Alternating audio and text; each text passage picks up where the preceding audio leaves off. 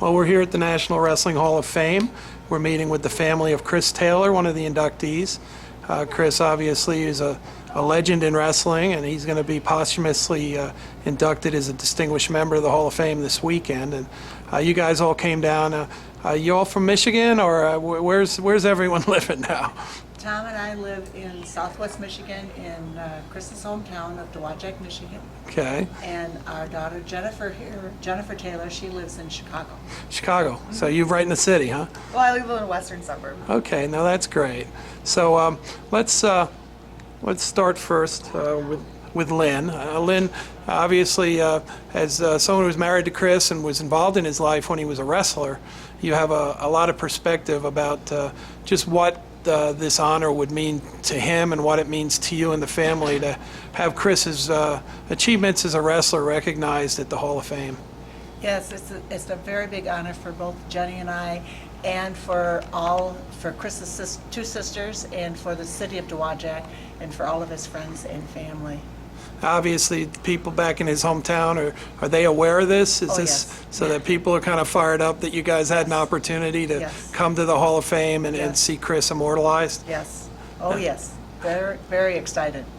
Now, as Chris's daughter, you were really young when he passed away, but I mean, growing up, did people indicate to you how important it was, what your dad was and what he meant in sports and in life? Oh, absolutely. Growing up in Dowagiac, he was still a big figure there. Always is and always will be. You said big means more than just large. I mean, yeah. It's hard not to talk about Chris without talking about the fact that he was, a heavyweight and a massive guy with a lot of strength and power in wrestling. I mean, but as growing up, the people in the community let you know what they thought about him and what he had done as an athlete? Oh, absolutely. That's probably how I learned a lot about my dad, is through the family and through the community, just passing down stories from him growing up to him in college. So that's really how I learned about him. Now, you grew up with Chris. I mean, you knew him when he was real little. Could you talk a little bit about when you got to know him? And you were telling me earlier that Chris was never a small guy except for at birth. So growing up, he was on the way to being someone that was involved at the heavyweight in wrestling, or if he was in sports, he probably was in the sports where they like to have big guys, right?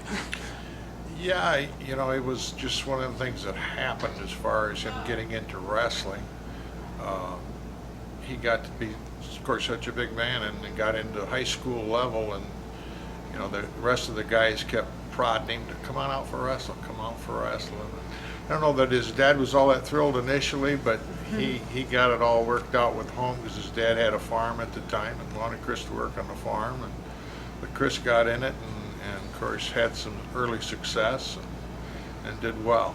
He and I grew up in different sections of town, but there was a local creek that ran through Dowagiac, and all the kids from the whole town would meet down there in the summer and swim, and that's how I met him at first, and got to know who Chris was. Now, everyone remembers him as an athlete, but not everyone knows what kind of person Chris was. Was he, even though he was a big person, was he someone that had a lot of friends? Was he somebody who was easy to hang out with? And everybody knew and liked Chris. He had a real easy-going way about him, and an even temperament, because he got a lot of teasing as a kid. He took a lot of teasing because he was so big, and thank gosh he had an easygoing temperament about him, because he might have took hold of somebody. And his best friend when he was little was a gentleman named Randy Usher. Right. And he and Chris were inseparable when they were young people, and Randy died in the Vietnam War, so Chris lost him when he was in high school. That's sad. Obviously, people forget that was the era, right? I mean, Chris, you met Chris, was it at junior college? We met in junior college.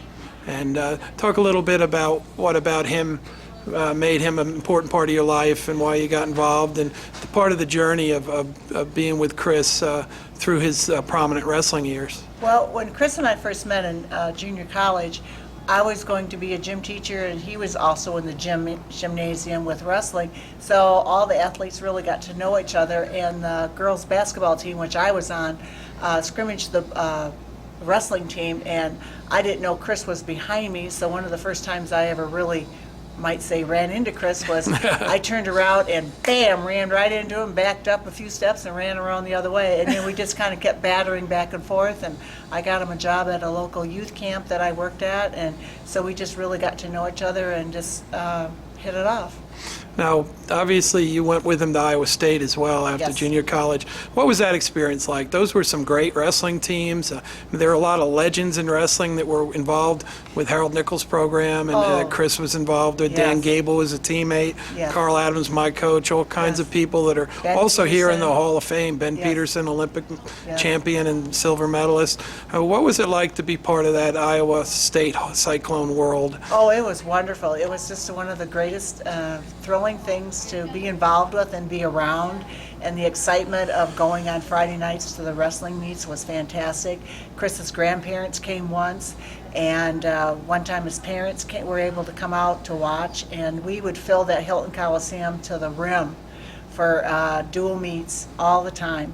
So Now, it was a did wonderful Chris thing. realize how popular he was as a Oh, wrestler? yes. Oh, yes. I was curious Oh, yes. because He you know did. people know Gable was the star, but Chris was the guy that sold some tickets and had a Yes. fan following because Yes. people don't expect someone that big to be so good. Oh, yes, he knew no matter where he went that he was well recognized and well known through the state of Iowa and a lot of other places. He would work around there in the summertime, and he would deliver universal gyms, and sometimes they would close the school down just to watch him demonstrate the gym and deliver it. So, so yeah. So he had a following Oh, throughout yes, his. he was a role model for everyone and very polite and nice to everyone. Did he like it? Did he Oh, like the oh, fact yes. that people were always looking at him and knew who he was and what he did? Yes, he always had time for the kids, always had time for the kids. And he would stand there and sign autographs to the point where I thought I was going to be helping clean up the floor with the custodial group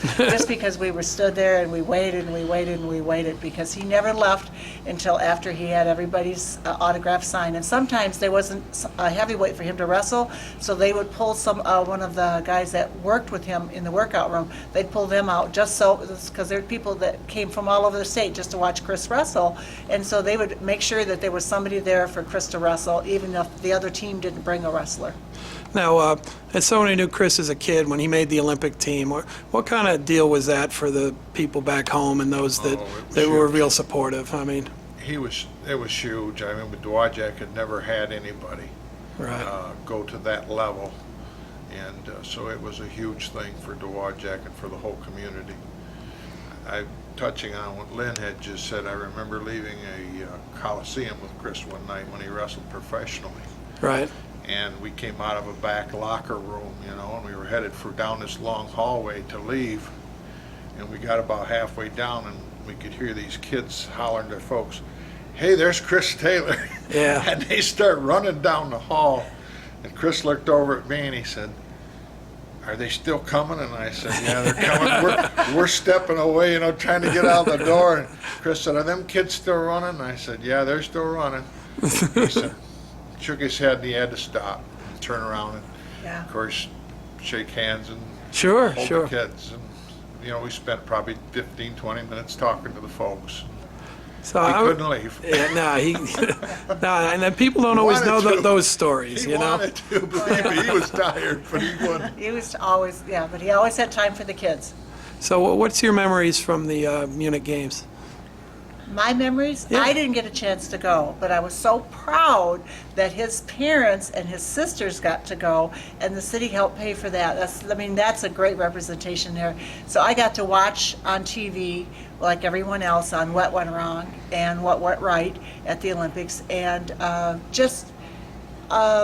the happiness of him being able to go and the sadness of everything else that went on. Yeah. That was the mixed reaction, and how much Chris there again wasn't really needing an ID badge to go in and out of the Olympic Village. He says, I gave up on that because he would tell me that he met all these different, he met astronauts, he met people, wherever he went. He did not need an ID badge whatsoever because everybody knew him.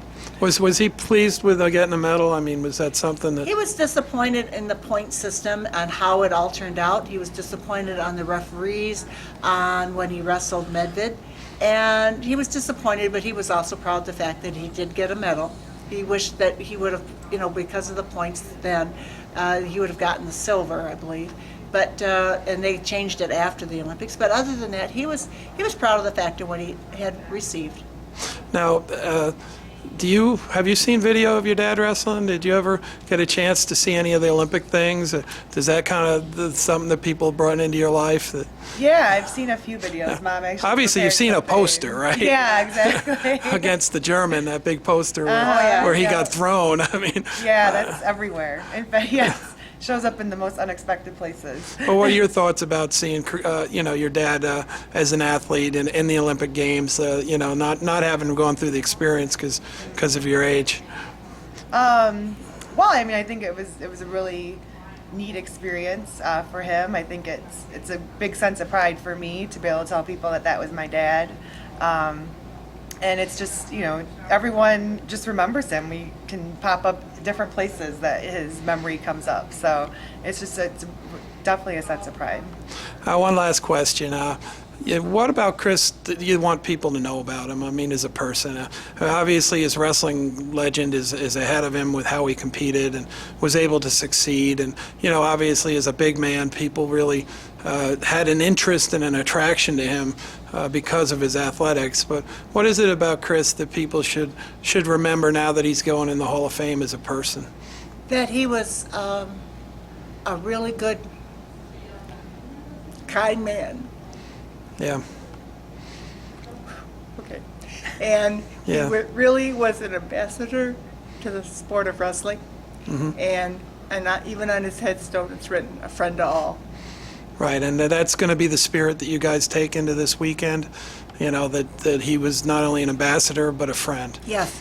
And also, this girl here is an all-state pitcher for the state of Michigan. So, Really? yes, Wow. So you got some of the athletic All genes, right, huh? Yes.